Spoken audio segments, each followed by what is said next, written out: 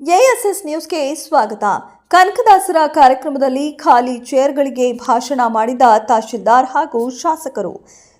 ಕೋಲಾರ ಜಿಲ್ಲೆಯ ಶ್ರೀನಿವಾಸಪುರ ಪಟ್ಟಣದ ಕನಕ ಭವನದಲ್ಲಿ ನಡೆಯುತ್ತಿರುವ ಕಾರ್ಯಕ್ರಮದಲ್ಲಿ ತಾಲೂಕು ಆಡಳಿತದ ಬಹಳಷ್ಟು ಅಧಿಕಾರಿಗಳು ಗೈರು ಶಿಸ್ತು ಕ್ರಮ ಕೈಗೊಳ್ಳುವಂತೆ ತಹಶೀಲ್ದಾರ್ಗೆ ಸೂಚನೆ ನೀಡಿದ ಶಾಸಕ ಜಿಕೆ ವೆಂಕಟಶಿವ ರೆಡ್ಡಿ.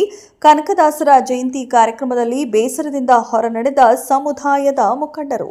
ಮೊದಲಿಗೆ ಮೆರವಣಿಗೆ ಮಾಡಿ ನಂತರ ಕಾರ್ಯಕ್ರಮ ಮಾಡಬೇಕೆಂದು ಮುಖಂಡರ ಒತ್ತಾಯ. ಮೊದಲಿಗೆ ವೇದಿಕೆ ಕಾರ್ಯಕ್ರಮ ಮಾಡಬೇಕೆಂದು ಕೆಲವು ಮುಖಂಡರು ಪಟ್ಟು. ಇನ್ನು ಕಾರ್ಯಕ್ರಮಕ್ಕೆ ಹಾಜರಾಗದೆ ಬೆಳ್ಳಿ ರಥಗಳ ಮೆರವಣಿಗೆ ಆರಂಭಿಸಿದ ಮುಖಂಡರು ತಾಲೂಕು ಆಡಳಿತದ ನಿರ್ಧಾರದ ಎಡವಟ್ಟು, ಸಮುದಾಯದ ಮುಖಂಡರಲ್ಲಿ ಭಿನ್ನಮತ ಸ್ಫೋಟ. ಇನ್ನು ತಾಲೂಕು ಆಡಳಿತದ ನಿರ್ಧಾರದ ವಿರುದ್ಧ ಸಮುದಾಯದ ಮುಖಂಡರ ಆಕ್ರೋಶ. ವರದಿಗಾರರು Arun Kumar, HM, ASS news. ಮಾಡವ್ರೆ ಸರ್, ಮಾಡಿಲ್ಲ ಅಂತ ಹೇಳ್ತಾ ಇಲ್ಲ, ಅದು ಕರೆಕ್ಟ್ ಆಗಿ ಇದು ಆಗಲಿಲ್ಲ ಅಂತ ಜನಕ್ಕಷ್ಟೇ.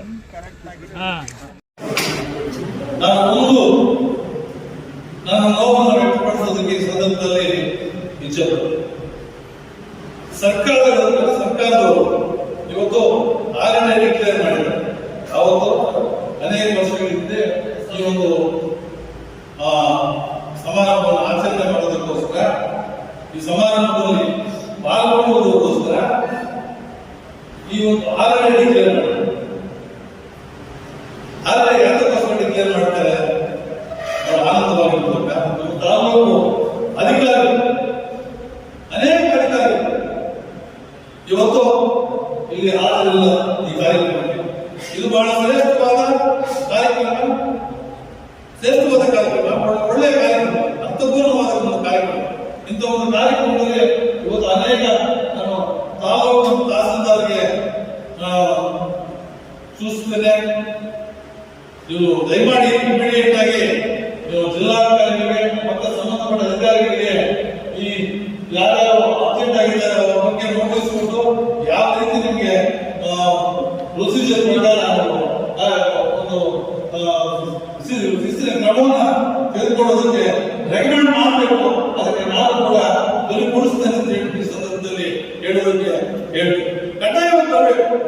ಇವತ್ತು ಬಹಳಷ್ಟು ಬಂದಿಲ್ಲ, ಒಬ್ಬ ಇಂಜಿನಿಯರ್ ಬಂದಿಲ್ಲ, ಎಕ್ಸೈಸ್ ಡಿಪಾರ್ಟ್ಮೆಂಟ್ ಬಂದಿಲ್ಲ, ಪೊಲೀಸ್ ಡಿಪಾರ್ಟ್ಮೆಂಟ್ ಅವರು ಬಂದಿಲ್ಲ. ಎಷ್ಟು ನೋವು.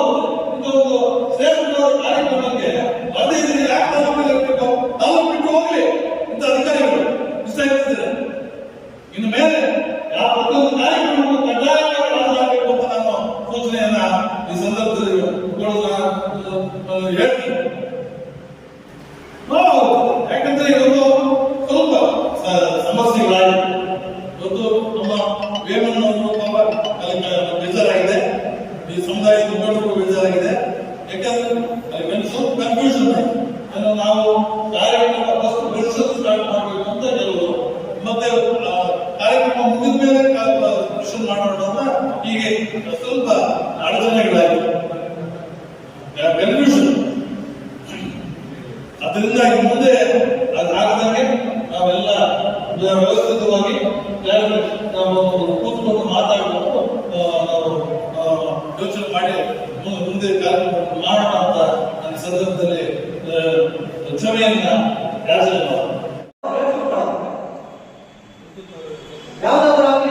ನಮ್ಮ ಅಧ್ಯಕ್ಷರಿಗೆ ಏನಂದ್ರೆ ಅವ್ರಿಗೂ ಆ ಪ್ರಜ್ಞೆಯಿಂದ ಪರಿಜ್ಞಾನದಿಂದ ಅವರು ಅದೇ ತರ ಆಗ್ತಾರೆ.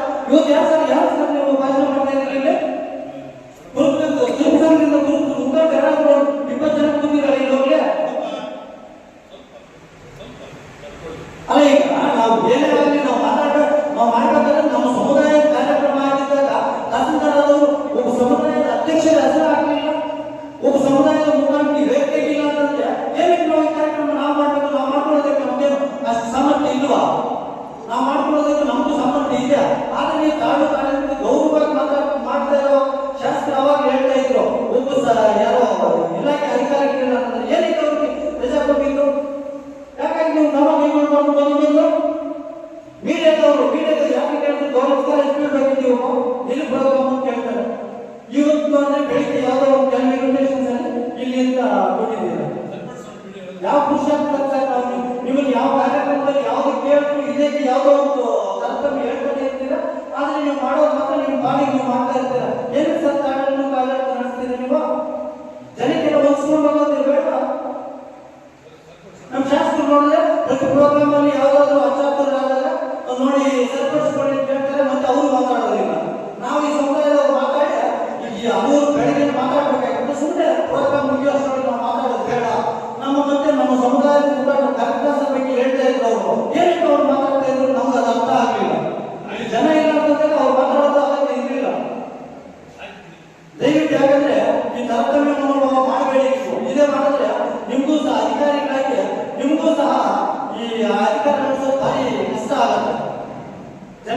ಪ್ರತಿಯೊಬ್ಬರಿಗೂ